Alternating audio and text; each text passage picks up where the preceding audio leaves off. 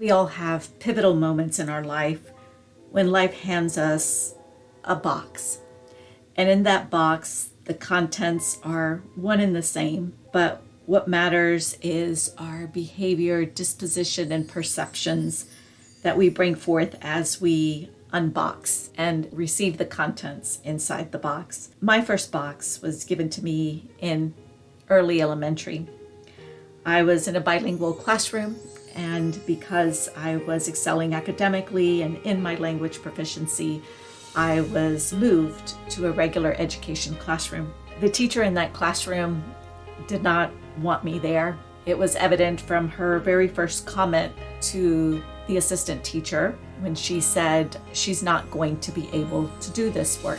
And the work was cutting out some letters and gluing them in a workbook below images. They were 3-letter words, and I found it to be quite simple and finished that task quickly. I think that triggered the teacher. Not only that, the fact that I, because of my nervousness, spilt some glue on the table, caused her to take me by the arm. We exited the class. She walked me straight to the bathroom, and she washed my mouth out with soap. To this day, I still know the taste of soap, and I know that trying to rinse it out with water, it isn't the solution.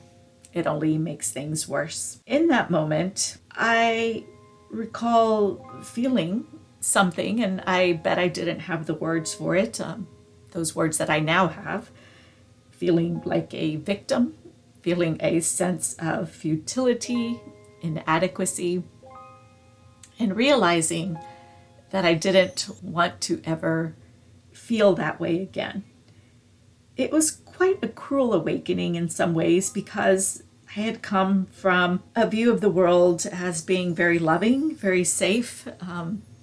My parents, extremely loving teachers as well, and my godmother and my friends and our friends of our family painted quite a different picture of how the world was and operated.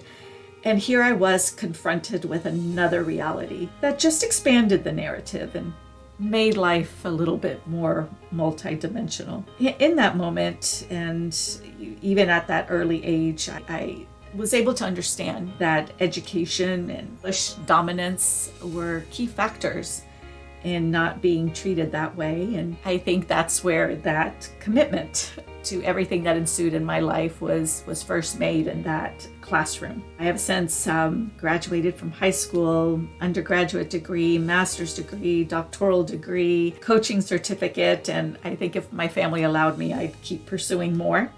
That has set the trajectory for being an avid learner. And that is where my story of resilience begins. And so I'm not a famous person, and there's nothing extraordinary about my story. And in fact, maybe that's what makes it compelling, because when I share my experiences as a language broker, as a Latina growing up in a bicultural, bilingual environment, negotiating assimilation and acculturation, wrestling with identity, and all of those things, many people can relate. And so I take advantage of that opportunity to share learnings and what is it that we can do, step up and embrace resilience, but not just stay there, actually pursue the next step, which I see as growth mindset, and then the culmination of that, which is anti-fragility. And I think that's evinced in the way that I've lived my life. I'm married, a mother of 5, a sister, a friend, teacher, university professor, coach, business owner, competitive powerlifter. I feel that I live those fully. In fact, it feels that life is sometimes bursting at the seams out of just awe and gratitude in this frame of a very just simple and